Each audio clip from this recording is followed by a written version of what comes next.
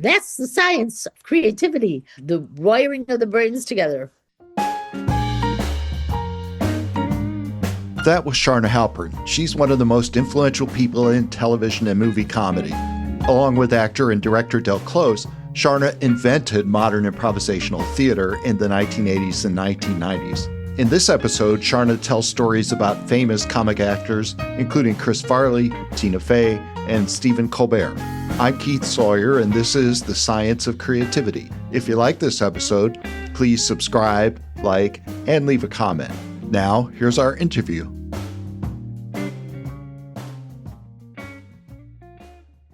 Charna, it's great to have you on the show. Welcome to The Science of Creativity. Thank you. Thank you for having me. I'm very interested in the science of creativity. Right. So creativity includes improvisation, and that's actually my own research area. So I'm really excited to have you. So can you tell our listeners, how would you define improvisation? What is improv theater? Well, improvisational comedy is basically making it up on the spot, including the audience in the creation of what is happening. So the audience is kind of in on the building of the piece. They get a suggestion and they're inspired by it, and they create ideas that grow into scenes and in long form improvisation, which is what my thing was. Different scenes would return and connect and make something that's something like a beautiful play, but it's all happened on the spot and it will never happen again. It's only for that audience that night. So yeah, you've got a company of actors up on a stage and you've got an audience just like any other theater performance, but the actors don't have a script. Right. And there's a different kind of relationship to our audience. Like when you're in theater or if you're watching a stand-up comedian, for example, you kind of lay back and go, okay, let's see what you got. See if you can make me laugh, But with improv, you're kind of leaning forward. You're like, that they're in danger. They're taking chances. They're taking a risk, and you want them to succeed. And you get excited when something brilliant happens on stage and when it comes together based on a suggestion that they saw came out of the audience. So it's more active in participation. Right. And a lot of these people in the audience know what they're getting, right? They know what improv is before they come to the theater. Some do and some don't, and then they just get hooked. I remember when I first started, gosh, in the 80s, and nobody knew what long form improvisation was. They knew little games like whose line is it anyway? But they would sit there and go, what the hell am I watching? I don't get it, but it was cool. And then they come back again and they start to figure out, I see. It's a whole bunch of things that are happening at once that start to connect and make full stories. So we just had to kind of retrain the brains of our audiences. That's exactly what I've been interested in too, is what you called long form improvisation. So how is that different from the short sketch comedy? You could take in short form, you could take a suggestion and do a game or maybe one quick scene that's pretty jokey usually. You got to hit those jokes right away. In long form, we take a suggestion and we come up with themes, and then you'll see scenes grow from that opening, from the suggestion, and then the scenes will return in different spans of time, and then they start to connect, and you'll have an overall major theme, and suddenly the characters from different scenes will connect, and it becomes, like I said, something like a play. So there's more than just making jokes. We're really creating something wonderful, and a song can come out of it, an improvised dance, and the audience loves when stuff like that happens because they're just like, holy cow, look what they just did on the spot. Look how they made up this song, and this beautiful song where they all sang together and backed each other up, and it's something that could be on Broadway sometimes, and then it's gone. Oh, it's amazing. Yeah, I've seen a lot of it and I can't stop going back myself. So you're talking about it could be 20 minutes or 30 minutes that these Yeah, actors it's usually about like 30 minutes. Yeah, usually. Unless it comes together. I've seen some that come together so fast that it's over in like 25 minutes, and it just happens really fast. But yeah, somewhere around there. I associate this long form improvisation with your theater in Chicago, the Improv Olympic Theater, or IO Theater. You're the world headquarters of long form Yeah, improvisation, right? You basically right. put it on the map. Yeah, well, my partner Del Close and I created long form improvisation because when I started taking classes, it used to be games. And Improv Olympic in the old days, in the early 80s, was games, just like Whose Line Is It Anyway? We did, but after about a year, it was successful because what I also did was I brought in identity teams, like a team of police called Magnum Farce and a team of rabbis called the God Squad, and all these identity teams would play with each That's other. We had great. psychologists called Freudian Slip, and it was less theater and more just fun improv games. And I started getting bored. And I heard of this man named Del Close, who was the big director at Second City. And I sought him out and I just said, would you teach a class? I'm just so tired of these little games. There has to be something more for improvisation. And I've gone as far as my training will take me. And he said, well, I've wanted to experiment.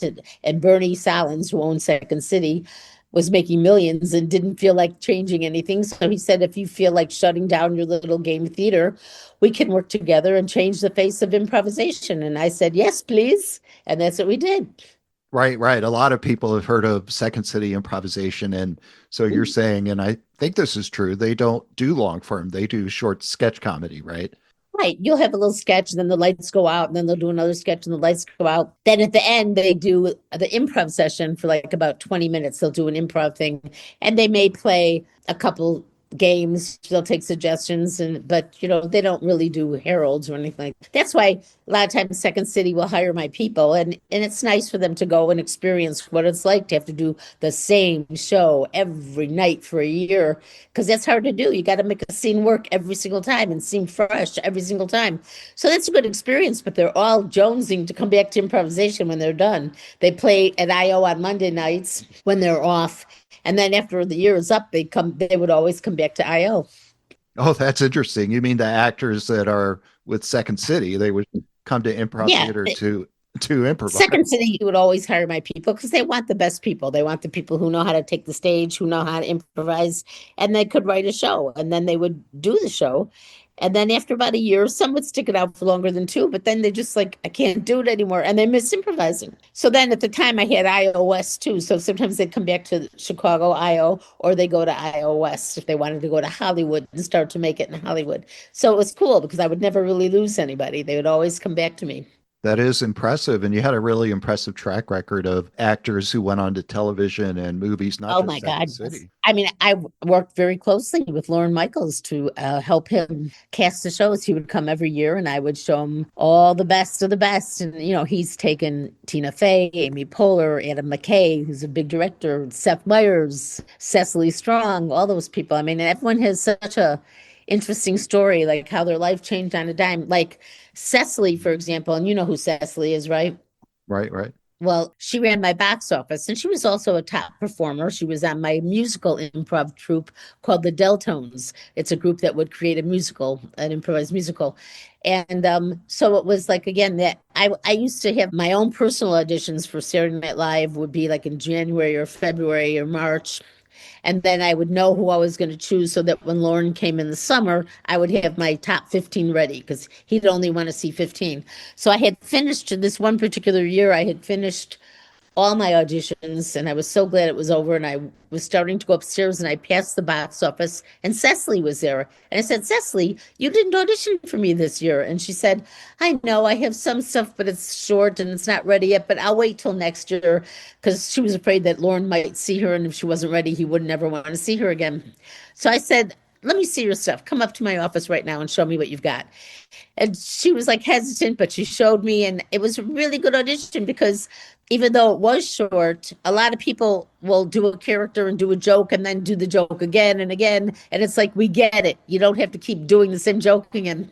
And I said, I think it's actually a good audition. I'm going to put you up. And she was so upset. She was like, I'm not ready. And I go, yes, you are. And she went up and she got hired. That is really impressive. I didn't realize that you had such a close relationship with Lorne Michaels. I mean, he's been in the news a lot in the past year. And you're Oh, saying yeah. that your people at Improv Olympic Theater, you would take the top 15 and then he would audition them for Saturday Night Live. Is that right?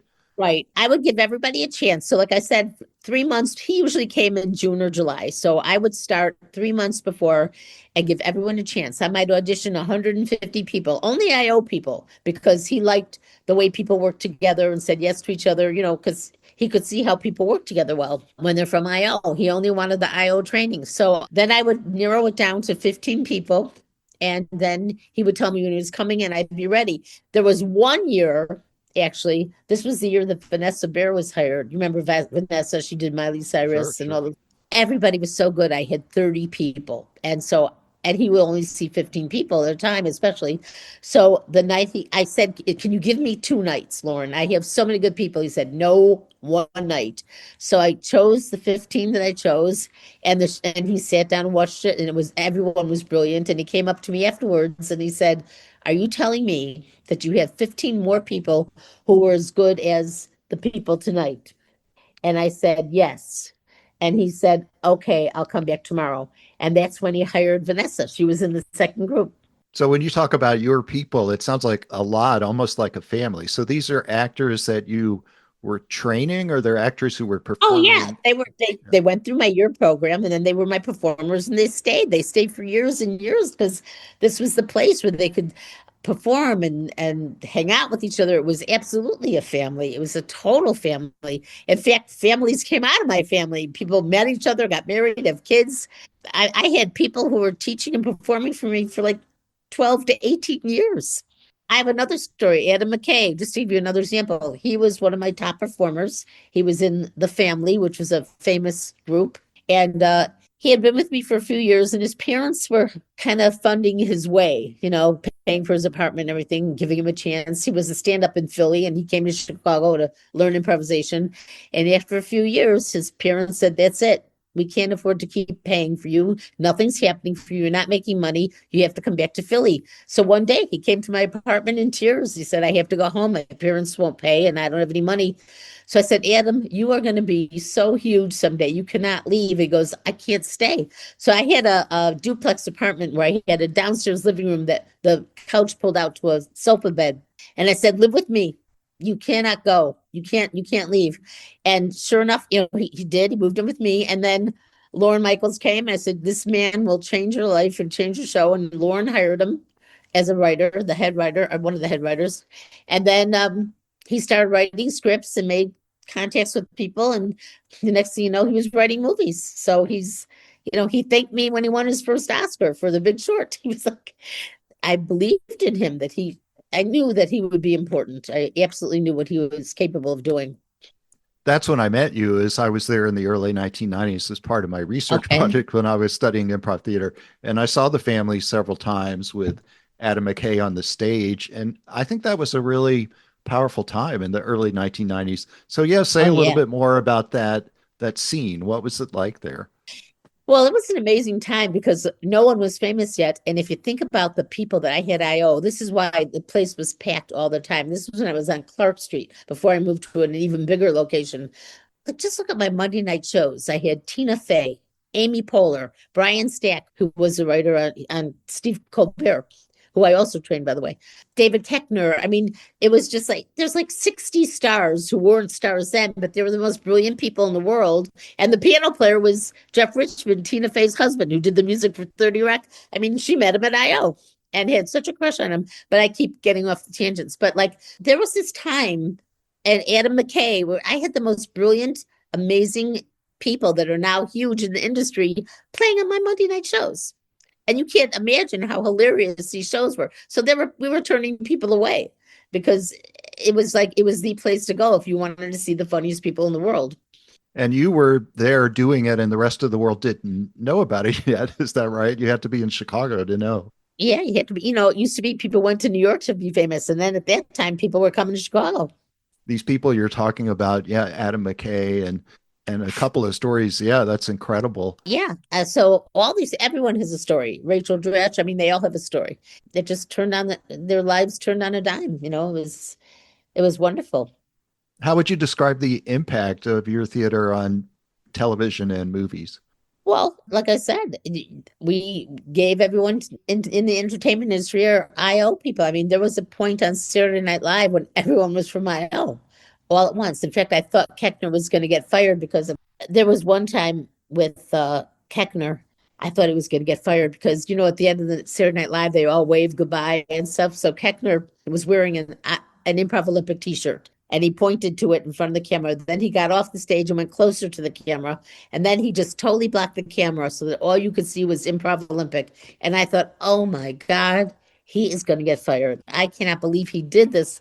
So, and there was always, and there still is, there was always little tributes to me. Farley would do something, and the mother's character would be Charna. But even recently, Sarah Sherman, who's on Saturday Night Live, she wrote a piece that Jason Momoa did with her about this woman who was this tennis woman who made sport for women. It was before Billie Jean King, and her name was Charna Diamond. And Charna changed the face of tennis for women, and like all the things that she was saying about the things that she wanted to say to me about comedy, because I put Sarah up, and Sarah was hired from my auditions. So it was just this lovely tribute to me. Of course, I get killed at the end. Jason Momoa hits a tennis ball through my stomach.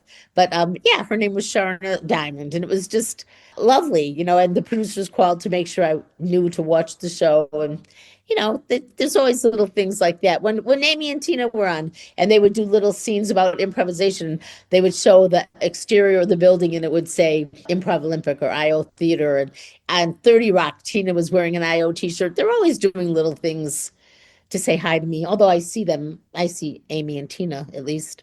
When you say that you trained these people, could you say a little bit about that? What's the nature of that Well, training? we teach the basics of improvisation, then we teach them long form improvisation, and we get them, character work, how to just all the things of how to do improvisation on stage. And then at the end, they would get their grad show. They would be on stage for 8 weeks so they could really get their feet wet. And then out of that, I would put people on teams. Not everyone, sadly, could make a team. There were some people that weren't right for it, but there were a lot of people that were. So then they would get on teams, and then they would still be working with coaches, and they would get more and more play dates as good as they got. Then eventually, when they got better and better, they would get weekends, and then they'd be considered pros. I think it's a unique model that not a lot of people know about. They go to a theater and they're going to have the same six actors every time they go. But Other theaters are starting to use my model now because they're people that came from IO, so that they like the model. The model is good. You got it. It takes a while to learn. There's some people that don't want to take a year. They just want to get on stage, and it's like you wouldn't take one ballet class at the Joffrey and expect to be in the Joffrey. So you have to be good at your craft. It's an art form, and you have to take it seriously and be good at it. right, these people, so they're being in training, and then you said they join a team, and it's the teams that perform on the weekends for the audience, right? Right. They're put on a team. They join a team because I would put them on a team. In fact, I'm the one who introduced Amy and Tina. They were in my classes, but they were in two different classes. So they didn't know each other. But when I was making a team, I had these 4 men or 5 men that I thought would be good. And then I thought, oh, Tina and Amy will just run them ragged. They'll love it. Because a lot of women were complaining at the time that they were steamrolled, that men weren't listening to them, and they were just being called on as housewives or whatever. So I knew Tina and Amy would change things, and they did. People saw that women are strong and you can make right choices for yourself and be strong. Stephanie Ware, too, she was another one who just would make strong choices. Like, for example, something happened to her that the girls were complaining about, but I'll show you what she did. A man came up to her on stage and said, honey, I hope you don't mind, but I invited someone from work home for dinner. And another guy was with him already. He goes, I invited my friend home for dinner. And she said, that's fine, but remember, in front of other people, you promised to call me Madam President. And so, you can raise your status, you can agree and still make strong choices for yourself. It sounds like you were the one assembling all of these teams. You put them together. Right. Yes, I was. How did you have that ability to look at people and see where they should go with others? Well, at the time, I was teaching them and watching them on stage, so I could see everyone's styles and who would work well together. And there were times I made mistakes, like there was one time, there were these people I had, and they were really funny, but they were really low energy, and the kind of like, oh, what was me? Oh, everything's awful. But they were funny people. So I had like about 6 or 7 of them. So I thought, I'm going to put them together. And then I saw it was a nightmare. It was just like all these low level, sad people. I thought, that's not going to work. You got to have one of them with the other people that are like wild hares, high energy, like is what I used with Farley. I had Chris Farley, and I put him on a team with these like real thinkers, although he was really smart, believe it or not, on stage. But he was wild and high energy, and they had to keep up with him. So you start to see what energies work well together. And then after I moved to my new place, and I had four theaters and hundreds and hundreds and hundreds of students, thousands, I should say, I had to create a Herald Commission because I couldn't see every single show anymore. And I had like 8 classes in each level. I couldn't teach all the classes. So I didn't know as much as what was about who was around anymore. So I had to depend on a group of people who were all different types of people, male, female, gay, straight, Hispanic, Chinese, whatever. So I had a little UN, and they would look at the shows. Everyone was assigned to certain shows, and then we'd all meet and we'd do little auditions. I would come to the auditions, and then we'd all kind of work together to figure out the teams because it just got too big for me. What role did Del Close Well, play? well, Dell kind of was the creator. I mean, it was his idea. I mean, he had the idea for the Herald in the 60s. He used to direct the committee. And at that time, it was kind of like no structure, a little bit unteachable and unplayable. So when I had this idea to do something different, he said, let's work on this and combine some of your games in with this structure. So we can have, like, one of my games was a time dash, a 3-part scene. So he said, let's make them all time dashes that return in different spans of time. So we combined our work to create long form improvisation. And then he was still creating. He created other shows as well. And then he taught the high levels, the highest level when he was around, and he would put up shows. So that was his role until he died in 1999. You're listening to The Science of Creativity, a podcast about art, design, and invention. If you're enjoying the episode, I hope you'll subscribe to the podcast and rate the show and leave a comment because it helps people like you find the show. You can find The Science of Creativity on all podcast platforms. So he was doing some of the teaching or coaching, but he Oh, wasn't. he was teaching all the advanced classes, absolutely, and putting up all kinds of fun shows.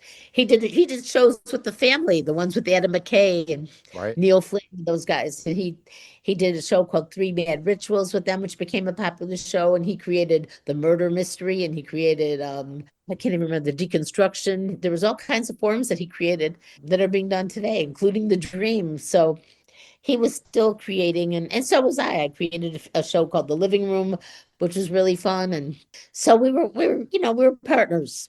Oh, absolutely. What was he like as a teacher? He was actually, a lot of people were scared of Del, but he wasn't scary as a teacher. He would be scary if you disrespected someone, if you were totally disrespectful. He might say, fuck off, turkey, and throw you out of class. But most of the time, he was really wonderful and he tried to explain things to you. I thought he was a great teacher, but he said things in the right way. Like I remember this one guy, Matt. Sometimes in Dell's classes, people would stay for a long time because he would bring new people in, but a lot of the other people still wanted to stay because you could work with Dell forever. He was always creating and people didn't want to leave. So there were different levels of performers at some points in his classes. And I remember he said to this guy once, Matt, do you think you're better than the people on stage with you? And Matt said yes, because he was with some new people. And he goes, yeah, it shows.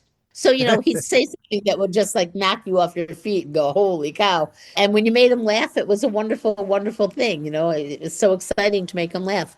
And when he created something and you were able to make it happen.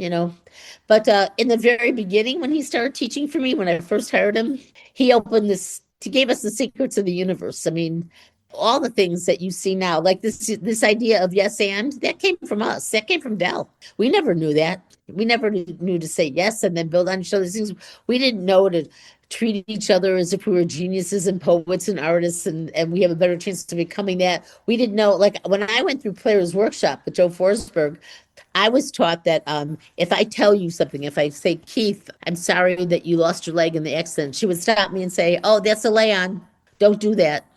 And when I told that to Dell, he would say, no, that's a gift. That's information. You're telling him something. And now he can limp across the stage. And then he tells you something. And he would say, it's not a land, it's a gift. We give each other information. It doesn't matter what it is. So all those things, so many of my teachings, the things I learned from the earlier days, I relearned the right way from him. He was an amazing teacher. He really was. He made us smart. He made us play smart. And respect each other and want to take care of each other and make each other look good. I mean, these were concepts that nobody was doing. Like, you look at the old days with Joan Rivers on Second City, and her comedy was all about embarrassing the other person and getting a laugh. Dell even talked about that. He was in a scene with her back then where she wanted a divorce. She said, I want a divorce. So we give each other game moves. So Dell understood that she wanted a divorce. So he played the distraught husband that was saying yes to her idea. And he said, but honey, what about the children? And she said, we don't have any. Got a great laugh, but it made him feel like an idiot. What husband doesn't know that he doesn't have children? So she would sacrifice her fellow players. So Dell made sure that we knew that we took care of each other. We made each other look good. We don't embarrass each other. And that's what Lorne once said to me. It was like the most wonderful compliment that he said to me. I love watching your people on stage, how everyone takes care of each other and hands the focus. Nobody's like, I want Lorne to see me. And I was just so proud of that Lorne saw that that's what we're all about. That's why people work well and they're hired for the writing rooms and on TV shows. Because I've had men who are head of writing rooms and women who would say working with the IO people is just the easiest because somebody says, oh, how about I'm thinking about somebody in the shower, and somebody goes, oh yeah, and they do this. Oh yeah, and they do this. And he goes, and no one says no, I want Conan to see my idea. They all add to each other's ideas because they treat each other as if they're geniuses. And in a matter of seconds, you have this brilliant idea. That's the science of creativity, the wiring of the brains together. That's why I was interested in talking to you. You have such an incredible track record. And what do you do? How do you do that? How do you teach people all those things? Well, I just know how to teach it. I mean, I can't go over my whole curriculum, but I step by step. The very first thing I used to do, just to show you a sample of taking care of each other, I would have the brand new students come up on the stage, and I would say, we're going to play a game called the hot spot. And what's got to happen is one of you's got to come on the hot spot and sing a song, anything at all. And then the good news is we know you don't want to sing a song, but somebody else from the line is going to come over and tag you out and sing another song that's inspired by the last song. And nobody wants to, but the whole idea is that you have to get your friend off the hot spot. You have to take care of each other. Even if you don't have an idea in your head, that's the idea. It's not a singing lesson. I don't care if you sing good or not. It's about agreeing to take care of each other. Don't worry. If you start to sing happy birthday, you won't even get the second syllable out. I will get you off that hot spot. So that's the lesson in brainwashing them to take care of each other and not let anyone be on stage and be nervous. And that's why you do walk-ons. If somebody's in a scene and they're flailing, you walk on and you help. So that's the first lesson. And so I taught lessons step by step by step. And then suddenly it all culminates. How do you teach dance? So the first thing you do is you teach them to point their toes, and then you have to just keep your toes pointed, and then you learn the next step. What fascinates me about improvisation of your style is the ensemble nature of it. It really is a group. Everything you're talking about is interaction. It's people helping each other. Well, and there's also a group mind. This is why I think that scientists should study improvisers, because there is this thing that happens after you're playing together for a long time where you all know what's going to happen. You all could kind of know, because we're teaching patterns. We teach how things return in different spans of time, and you start to follow the patterns. It happens in life too. And then they start to know, okay, I know what's going to happen now. That scene's going to come back. I have to come on and be that character again who's come back 3 times. And after a while, I've got my finger on the lights, and we all know what that last line's going to be, or how this thing is going to come together. By following it, anything can happen, but we're kind of all this group mind. It's one brain. I remember Dell told me many years ago that he met Gary Fensick after the Bears won the Super Bowl. And he said to Gary, at any point in the game, did you know you were going to win? And he said, yes. He said, at a certain point, everything slowed down, and I got a holographic view of the field. I knew where everyone was and where everyone was going to be, and bam, we won. And so it's kind of like that. The group mind, exactly. And that's what fascinates me about improv. And that's why I called my 2007 book, it's called Group Genius, because it's that fascination I have with how does the group make people better than they could be by themselves? Right. Well, it does. It's because, a lot of times they say in large groups, the intelligence gets lowered, but that doesn't happen in improvisation. Like they say, if you're in a group, if you're with a bunch of people and you have a heart attack, that people may not do anything because everyone's like passing the responsibility. But with improvisers, bam, everyone's doing the right thing. I was once in my Clark Street theater. There were a bunch of improvisers just hanging out in the hallway talking, and they saw a guy walk upstairs. And then they saw him a few minutes later come back downstairs, and he had a computer in his hand. And he walks out the door, and they looked at each other, and they went, "He didn't have a computer when he came in." And then instantly they dispersed. Someone out the back, someone out the front, and in seconds they tackled the guy in this parking lot. They were all sitting at him, and it's just like this whole team. They were so proud that in seconds they just caught this robber. They all knew what to do. They all knew to go in different directions because they didn't know where he was going to go. And it's just something about this group of improvisers. I think you can tell when you see, let's say, a movie or a television show. I feel like I can tell which ones of the actors have been improvisers. I can tell what things were written by certain people or what things were ad-libbed by certain people because I know them, you know. But yeah, you could tell. Larry David used a lot of improvisers. He was smart because he, in Curb Your Enthusiasm, would give you a scenario. He didn't give you scripts. He'd say, by the end of this, you have to have a fight. And so you're starting here, this is what it's about, and then by the end of this, you have to have a fight. And he was smart. He used improvisers, and it always worked. And when you say he used improvisers, I think you mean he hired your people. Right? Yes, that's what I mean. Right.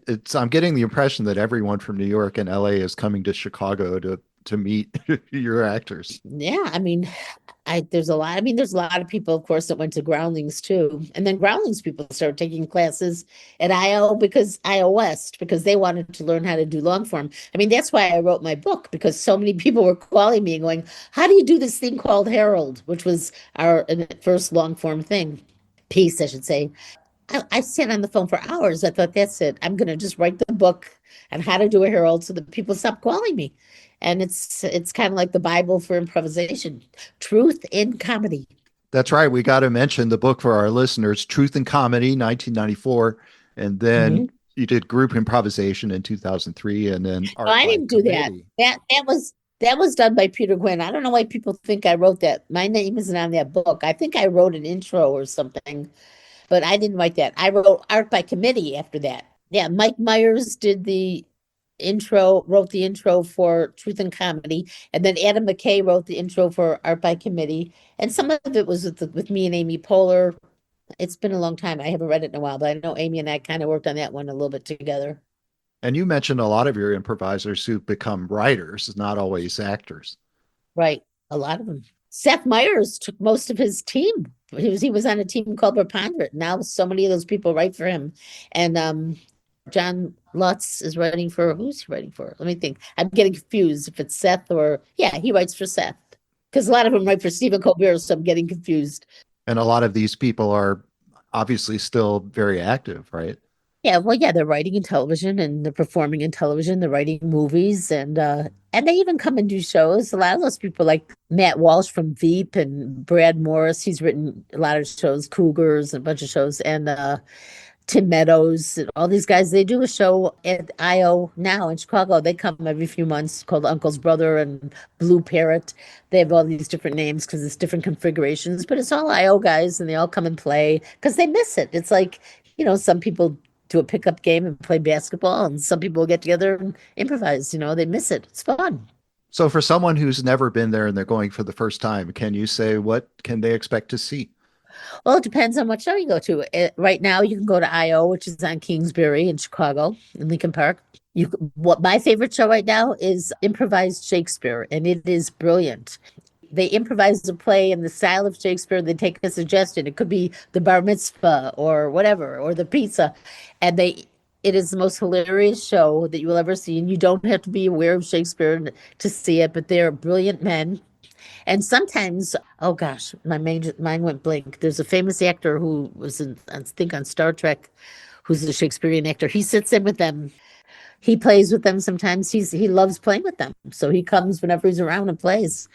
So that's a great show. They could go see a regular Herald show or they're watching long form.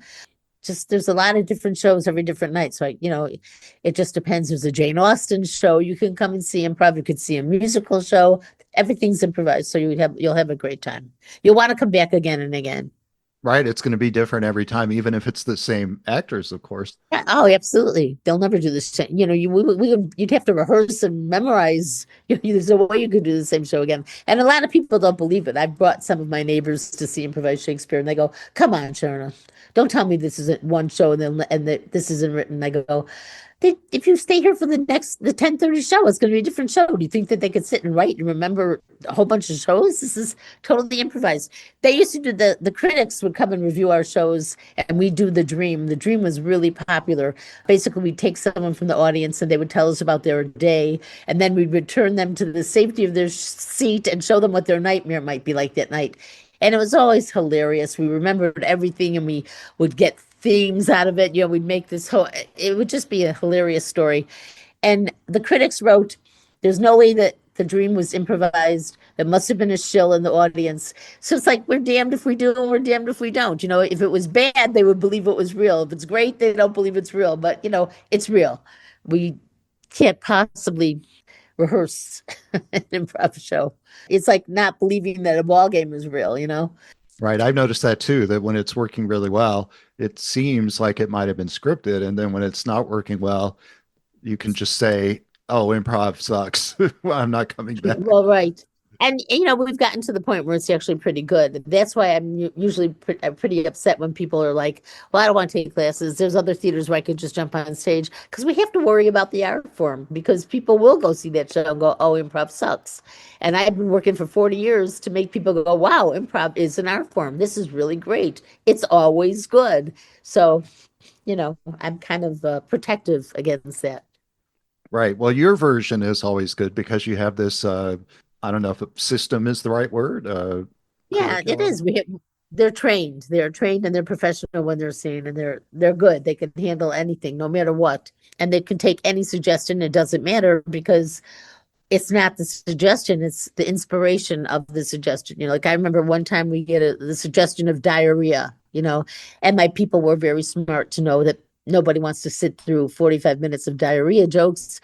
So, they did this opening where they were like pretending to be with the guru, going in with the good, out with the bad, climbing the mountaintop to nirvana, and they raised the level of the suggestions so we could get the most banal suggestion like paper, and find the meaning of life. So that's what we did. That's why there's no such thing as a bad suggestion. It doesn't matter. We're inspired. Right. It sounds like you're saying don't be literal. You can't be literal about one word for 30 minutes. No, yeah, right. It's like we don't want to do 30 minutes of jumping jacks just because someone said jumping jacks, but what's this really about? Is it about health? Is it about exercise? Is it about, we'll find the importance. It's not the suggestion, it's what you do with it, basically. I'm always fascinated by the balance between structure and improvisation. And so you mentioned the Herald several times, and I know what that is. I know it's a sort of structure or format. So could you describe that a little bit? Okay, so we get a suggestion, and then there's some kind of an opening where they're bantering about ideas. I'm trying to come up with someone. I'm sure something will come to me. Then a scene comes out of that. So the audience will laugh right away because they see the connection. They see that, oh, I see why they're doing that, because that was mentioned in the opening. So that's scene 1A. Okay, then another scene will come out that's totally different from something else that happened in the opening. That's 2A. And then a third scene will come out. That's 3A. And it's for something else that was in the opening. And then there might be a game in between to cleanse the palate. Maybe it's a song, let's say, maybe they'll hit on the suggestion more, and then the scenes will return 1B, 2B, 3B, and then suddenly then there might be a monologue game or something just to hit on the theme a little bit more. Then the scenes start to connect like a story. Suddenly you see them slide together, or there might be some group. It's hard to say this is exactly how it's done because anything could happen. There could be a group game at the end, so you never know exactly. I'm trying to think of a Herald that I've seen that I might be able to explain better. But that's basically it. It just grows out of the opening, and then scenes return spans of time and connect. And for the listeners, in your book, Art by Committee, there's a DVD in it where you can see some of it. Right, exactly. And I don't know if people have DVDs anymore, but that's right. Yeah, you can see a Herald. It's a good Herald. I think that was done by I can't remember teams' names. It's been a while since that DVD came out. But and then you can see Pete Hulney doing his. Pete was great in the physical, so there's some stuff of him just showing you that you could create this world just by the physical, because he would be the motorcycle cop getting off the motorcycle and taking off his helmet and putting it under his arm. I mean, you saw every specific thing that told you where Pete was and who he was just by what he did. So I have a whole little section on Pete. And yeah, it's a good DVD. I hope people can find a way to still see it. When you're describing the Herald, it actually does sound like quite a bit of structure to me. Yeah, but then when you get good, you don't have to worry about the structure. Then we take away the bones because you learn it's all about listening, remember, and recycling. So it's like scenes can come back 3 times, 4 times, whatever. We just as many times as they need to come back. It's kind of like what TV shows are based on. If you look like Seinfeld, it's like your main storyline, then the auxiliary storyline, and another storyline, and then Seinfeld would do it. He would connect it all the time. He was kind of doing a written Herald sometimes. Right. Or when I watch something like Modern Family, where they have 3 plot lines and then they all weave together at the end. Right. And I always think Right. of Improv Olympic. Yeah, exactly. And when I was there in the early 90s, I saw some pretty experimental stuff. Dell was always creating new formats. I remember something called The Movie, where Uh-huh. the actors would use scene cuts and move the camera around, which Yeah. is And they just would a say, new. cut the camera closes in on the eye, a tear falls from the eye. They would do all those movie techniques, an aerial shot. So yeah, so you can move the actors around and do all kinds of things. It was fun. And on top of that, they would improvise a movie. So it was fun. He did the murder mystery. Oh God, so many things. Deconstruction is a really fun show. I used to do that a lot when I traveled because it was fun to teach the deconstruction. And I've put up many shows that were just standing ovations, but that's another form where it's one main scene and then a few scenes spin off of that, and then one scene returns, and other scenes spin off, and then the scene returns a third time, and other scenes spin off, and then suddenly in this fast run, like all these scenes return in real quick, like 2-line scenes. It's hard, but oh, it's so good. So it's fun. It's fun to mix it up and not have to worry about form and structure. Once you understand how to play, it doesn't matter what form you're playing anymore. Well, as I listen to you talk, it's now I start to understand why it takes a full year before you get good at it, right? Yeah, and there's a lot of cool things happen, a lot of mystical, magical things happen. It's a fun form. I'll tell you something. Again, this is why I thought somebody from science should really explore these things. Because I'll tell you, weird things would happen. Dell had some explanations. Like I used to rehearse with some of the teams before the show, not the teams that were performing that night, but newer teams. And I didn't have a lot of time to meet with them. So I'd meet with them a couple hours before the show in the theater. And they'd do a herald or two or whatever. And then they'd leave and I'd go out for dinner, whatever. Then I'd come back for the show, which would be the house team that was really going to be performing that night. And I remember the first time this happened, all of a sudden I saw scenes from the earlier rehearsal show up in this group's performance. And these were not the people that I rehearsed with, I want to reiterate. I thought, well, that's kind of a weird coincidence. And then I'd rehearse another night and I'd see those scenes show up again in the Herald on stage that night. So I thought I was going crazy after a while. So I told Dell this weird thing that's happening. And Dell said, well, that's because the information is being trapped in the noosphere. And then the other teams are and they're receiving information from the noosphere. And he explained it like how the scientists will put a lab rat in a maze, and that rat might have a little trouble, take a little time, make mistakes, and then finally get to the end of the maze. He said, and then the next rat will do it much quicker, and then the rats after that will go right through the maze with no problem because the information is out there, it's in the noosphere. So it's like all these crazy, weird things, and I believe Dell. They called him the mad scientist, and I don't think he was mad. I think he was right. He wasn't mad, he was right. Yeah. It's been a wonderful conversation, and I always like to end by asking if you have any advice for our listeners, something they could take with them and maybe use or do in the next week. If for creativity, you know what? They should do what I do. When I'm in the shower, I'll give myself a suggestion or like the first thing I see, and I might make up a song and improvise a song. They could practice writing something, write a poem, improvise something. I think that we're always doing improvisation, I mean, just you and I right now, we're listening to each other and you say yes to each other's ideas. And you don't know what the other person's going to say. You're not thinking ahead, you're listening, you're in the moment. Just practice listening to people, saying yes, having fun, being playful. I've talked myself out of a lot of speeding tickets by being playful and talking to people. Well, Charna, thank you so much for the conversation. Thank you, and good luck with your podcast.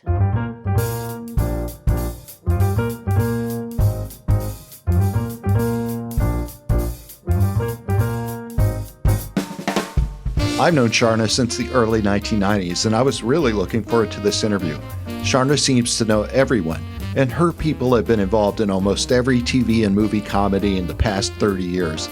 I'm a researcher, and I've done scientific studies of improv performance, and Charna's always been very supportive of my research. She's done more than anyone to make improv theater a true art form. It's a real contribution to modern theater. She knows what makes improvisation work. I recommend her 2 books. They're required reading for anyone who wants to do improv theater. The first one is called Truth in Comedy, and the second is called Art by Committee. And if you're in Chicago, make a point of going to a show at the I.O. Theater at 1501 North Kingsbury Street.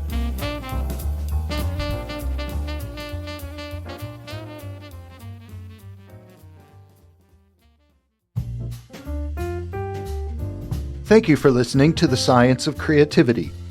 If you liked this episode, I hope you'll subscribe to the podcast, and please rate the show because that helps others like you hear about the show. Please write in the comments if you have requests or ideas for future episodes. I'll see you next time on The Science of Creativity for insights and inspiration about art, design, and invention.